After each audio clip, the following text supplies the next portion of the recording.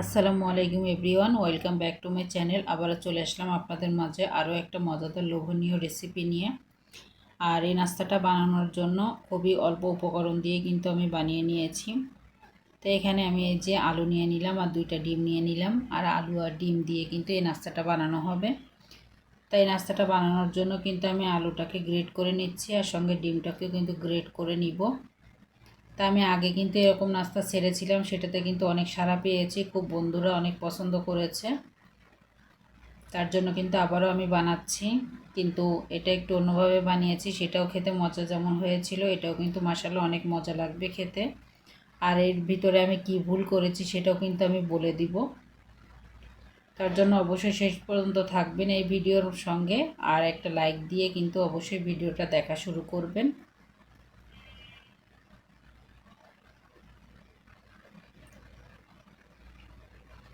তা আলুটাকে কিন্তু আমি গ্রেট করে নিয়ে নিলাম ভালোভাবে। আলুগুলো গ্রেট করার পরে কিন্তু আমি এখানে ডিমগুলো গ্রেট করে নিব।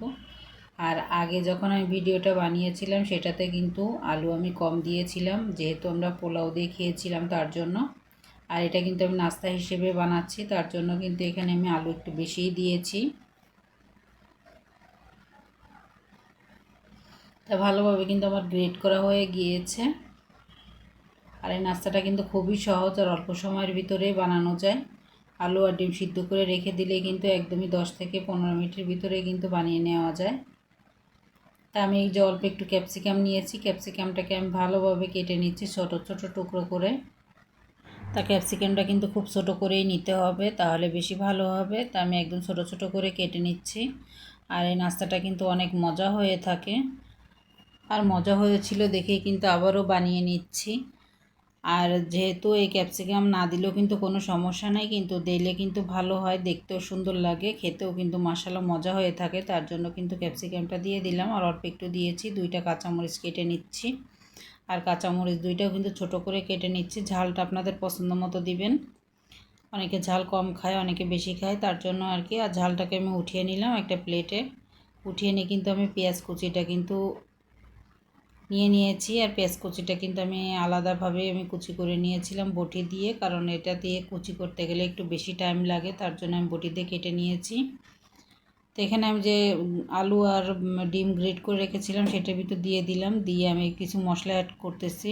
তো দিয়ে দিলাম 1/2 চা চামচ মরিচের গুঁড়া, 1/2 চা চামচ ধনিয়ার গুঁড়া, 1/2 চা চামচ ম্যাগি মশলা, 1/2 চা চামচ গরম মশলার গুঁড়া, স্বাদ মতো লবণ দিয়ে আমি সুন্দরভাবে কিন্তু আমি মেখে নিব। আর আমি 1/2 চা চামচ জিরার গুঁড়াও এখানে অ্যাড করেছি। আর পছন্দ মতো দিতে পারেন মশলা, কিন্তু এই মশলাগুলো দিলে কিন্তু খেতে খুব ভালো লাগবে।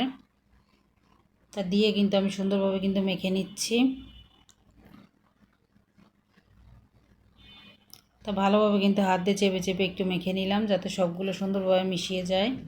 আর এখানে আপনারা আটা বা ময়দা বা কর্নফ্লাওয়ার কিন্তু অ্যাড করতে পারেন, সেটার জন্য কিন্তু নাস্তাটা খুব ভালো হবে। আর আটা ময়দা যদি এখানে অ্যাড না করেন, তাহলে কিন্তু যে গোলাটার ভিতর ডুবিয়ে নাস্তাটা তেলে ছাড়তে হবে, সে গোলাটা কিন্তু অবশ্যই ডিমের হতে হবে, না হলে কিন্তু নাস্তাটা ভেঙে যাবে। তার জন্য বলে দিলাম। আমি কিন্তু এখানে অল্প একটু নিয়ে কিন্তু নাস্তা বানিয়ে নিচ্ছি, হাত দিয়ে চেপে চেপে নিলাম, নিয়ে কিন্তু আমি হাতে আর একটু গোল করে নিলাম, একদমই কাবাবের শেপ করে নিয়েছি। এটা কিন্তু কাবাব বলা যেতে পারে, ডিমের কাবাব।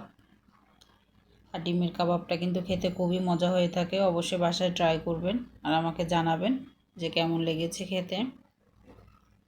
তো আমি আরও একটা বানিয়ে নিলাম, এটাও কিন্তু ভালোভাবে বানানো হয়ে গিয়েছে। তো আমি আজ যতগুলো আছে সবগুলো অফ ক্যামেরায় বানিয়ে নিব।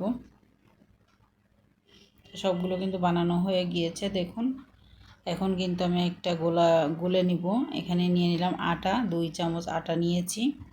আর নিয়ে নিলাম মরিচের গুঁড়া 1/2 চা চামচ, ধনিয়ার গুঁড়া 1/2 চা চামচ, আর স্বাদ মতো লবণ নিব। অল্প একটু হলুদের গুঁড়া দিয়েছি।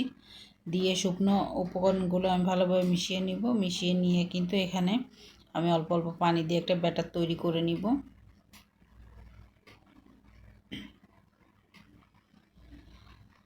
তো একটু ঘন ব্যাটার তৈরি করে নিতে হবে, বেশি পাতলা হলে কিন্তু সমস্যা হয়ে যাবে, তার জন্য বলে দিলাম। কিন্তু এই গোলাটা যদি আটাতে না করে ডিম দিয়ে করা হয়, তাহলে কিন্তু নাস্তাটা বেশি ভালো হবে। কিন্তু ক্রিস্পি হবে না। ডিম দিয়ে করলে কিন্তু একটু নরম হবে, আর যদি আটা দিয়ে করেন তাহলে কিন্তু অনেক ক্রিস্পি হবে, নাস্তা হিসেবে কিন্তু পারফেক্ট হবে। তো আমি আরেকটু পানি দিয়ে দিলাম, দিয়ে কিন্তু ভালোভাবে ব্যাটারটাকে আমি গুলে নিচ্ছি। তো ভালোভাবে কিন্তু ব্যাটারটা গুলে নিতে হবে স্মুথভাবে। তো দেখুন আমি কিন্তু খুব সুন্দরভাবে গুলে নিয়েছি, চামচে উঠিয়ে দেখিয়ে দিচ্ছি কতটা ঘন হয়েছে।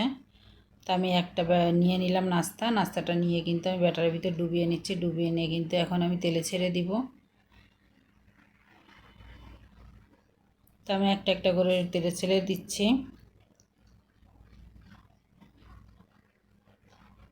আর তেলে ছেড়ে দিয়ে কিন্তু উল্টে পাল্টে ভেজে নিব।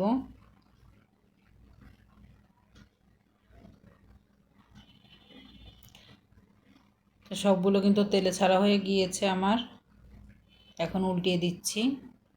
আর ভালোভাবে ভাজা হলে তারপরে একটু উল্টিয়ে দিতে হবে, নরম থাকলে কিন্তু উল্টিয়ে দিলে কিন্তু ভেঙে যাবে। যে সমস্যাগুলো হয়েছে সেই সমস্যাগুলো কিন্তু আমি বলে দিচ্ছি। এই যে নরম, এই পাশের দুইটা নরম ছিল, এই জন্য উল্টে দেওয়ার পরে কিন্তু পাশের দুইটা ভেঙে গিয়েছে, আর ভেঙে গিয়ে দেখুন অবস্থা তেলের। আর যেগুলো কিন্তু আমি শক্ত হওয়ার পরে কিন্তু আমি উল্টিয়ে দিয়েছি সেগুলো কিন্তু একটাও ভাঙেনি। দেখুন আমি সবগুলো উঠিয়ে দেখাচ্ছি। তো আমার দুইটা ভেঙে যাওয়ার কারণে কিন্তু এই সমস্যাটা হয়েছে, আর সেটা কিন্তু আপনাদের মাঝে বলে দিলাম। আর এই গোলাটার ভিতরে যদি ডিমটা দিয়ে যদি গোলা গোলা হতো তাহলে কিন্তু এই সমস্যাটা হতো না, যেহেতু আমার আগের ভিডিওতে আপনারা দেখে আসতে পারেন, একটু কিন্তু কোনো সমস্যা হয়নি। তো এই যে আমি ভেঙে দেখাচ্ছি, কিন্তু খেতে কিন্তু অনেক ক্রিস্পি আর অনেক মজাদার হয়েছিল। তাই এমনিতেও খাওয়া যাবে, আবার সস দিয়েও কিন্তু খাওয়া যাবে। তা কিন্তু আমি সস দিয়েও খেয়েছি, আমার বাচ্চারাও সস দিয়ে খেয়েছে, খুবই মজা হয়েছিল। আর বাসায় ট্রাই করবেন, আর যে যে সমস্যার কথা বলেছি সেই সমস্যাগুলো অবশ্যই দেখবেন, তাহলে দেখবেন খুব সুন্দর হয়েছে নাস্তাগুলো। আজকের মতো বিদায় নিচ্ছি, আল্লাহ হাফেজ।